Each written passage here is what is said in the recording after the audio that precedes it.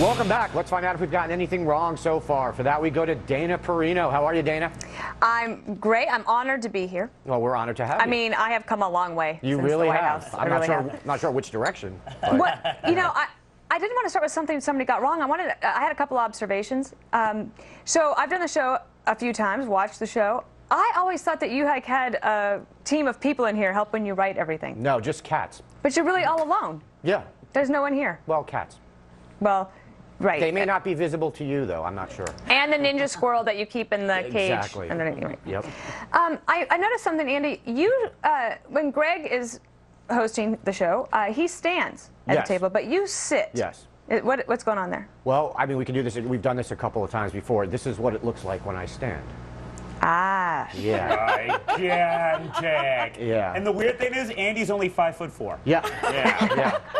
But when he comes in, they lower the table. Yes, yes. But Greg also likes to stand because he's closer to his little pot of gold. You know, he and I co-host the Five together. And we're on that end of the table, and so you know, it's like the little people's end of the table. Bill. I know this is a really special occasion tonight because I'm here as the ombudsman filling in for Andy Levy. Did you shave for this show? I did indeed, and this is the first time I've ever looked at an ombudsman that had something other than contempt in my heart. I'm actually happy to see an ombudsman tonight. Well, I'm honored that you shaved, and I think we have a great panel. I wanted to ask Charles something. You know a little bit about business, right, Charles? A little bit. So Men's Warehouse. At what point does that company run out of inventory? Because if you buy one, you get two free. As soon as I can stop getting slave labor to stop making this stuff, I don't know. Oh, wait a minute. That's what Occupy is all against. I don't want to mix the issues here. And Charles, you know, isn't what Men's Warehouse provides, which is, you know, buy one, get two or three free, isn't that what the Occupy Wall Street people are looking for? Actually, the buy part they don't like. Yeah. The other one, yeah, they like.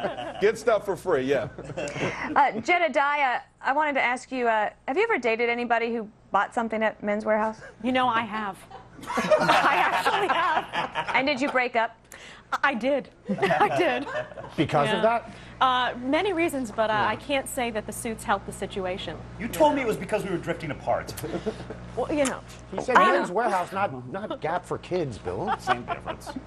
I wanted to ask Bill as well. You outed the head of Men's Warehouse for wearing a toupee. Is there anybody else? I'm going to throw a legend on there, but if you look at him, I mean, you let your eyes be the judge. Is there anybody else you'd like to out while we're at it? Just me.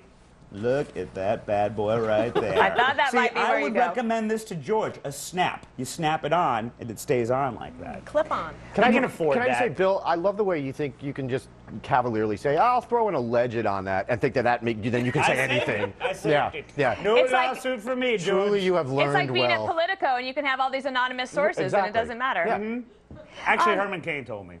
Robert, you had a great line. You said, after the Martin Luther King Jr. funeral, you said, is the country going to pull it apart or pull it together? Have you ever thought about a career in maybe writing or acting? I might after tonight, especially with your encouragement. I thought that was great. Thank you. I wanted to ask you about, Robert, do you think that sexual harassment is different in Hollywood than in the rest of the country? Actually, no, because it's very, all the studios and the networks, when you do a show now, there's a sexual harassment class, there's a form you have to find, it is rampant. And it happens quite often, and I think it's one of the unfortunate aspects of, look, you know, you seem, if I see a pretty woman, I'm going to say, I think you look very beautiful. That could be a sexual harassment suit on a movie set. you seem a little defensive about this. I am. Absolutely. Is there anything you want to tell us? No, I'm saying because what it does, it emasculates a certain kind of fun joie de vivre that the males can have and females can have too. You know, wow. If there's been plenty of girls that would say to a guy, hey, you know, nice buns. A guy ain't going to go to sexual harasser, usually. Yeah, right. You know what I mean? And I don't know. I think it's gotten very litigious, and I think there's I'm all for romance and respect to women. I really like the use of the French. That was very, very impressive. The joie. Yeah. Thank you. I mean, and so speaking of French. I could speak a little French. I'll tell you some stuff later. Andy, I wanted to ask harassment. you. Yes. Yep. Since the one of the Muslim leaders that was interviewed said that the Muslims do have a sense of humor, Right. I wanted to know right here, right now, will you extend an invitation to them to be on Red Eye? Absolutely. Why not? All right.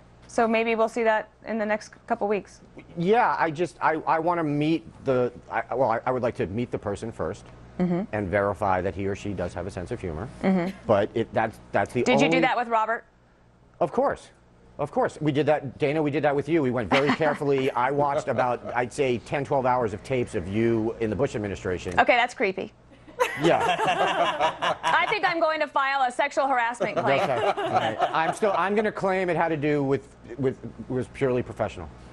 Charles, I wanted to know, do you think that Time magazine will write an article about how inappropriate the violence is at Occupy Wall Street across the country? It will be somewhere in near the last page, underneath the advertisements for the old used Army surplus gear, and you'll need a magnifying glass to read it. Yeah, you will. It will definitely be in the magazine, without a doubt. Bill, do you think that the Time magazine folks have a sense of humor? Let me correct something Charles just said. First of all, there's only one page in Time magazine now. So it will be either on the last or the front page, either way. Do you still subscribe? Huh? I wasn't even aware it was still going. All right. That's Well, about as far as I that's one apparently thing. they've got a website, though. I'll log on. So, Andy, I found that I didn't really think anybody got that much wrong. I think you're much better at that part of this than I am. It's because he lies. Or it could be that because Greg's not here, there were a lot fewer mistakes. This is true. I kind of think that's what you were saying, which is interesting since you guys are co-hosts on another show that you would say something like that about him. But I guess you know that's cool. Well, and also, Dana, unlike Andy, you don't make up facts. Well, that's one thing is that my husband says that when he met me, he knew that let's say I was Miss Right, but he didn't know that I was Miss Always Right. That's right. Actually, That's Andy right. refers to himself as Miss All right. too. Andy, save this segment. Go ahead. Hey, thanks a lot, Dana. And stick around for our next segment, please. Coming up, do women still prefer to take their husband's last name? And why are we just focused on women? ESPN anchor Steve Levy took my last name after a delightful week in P-Town.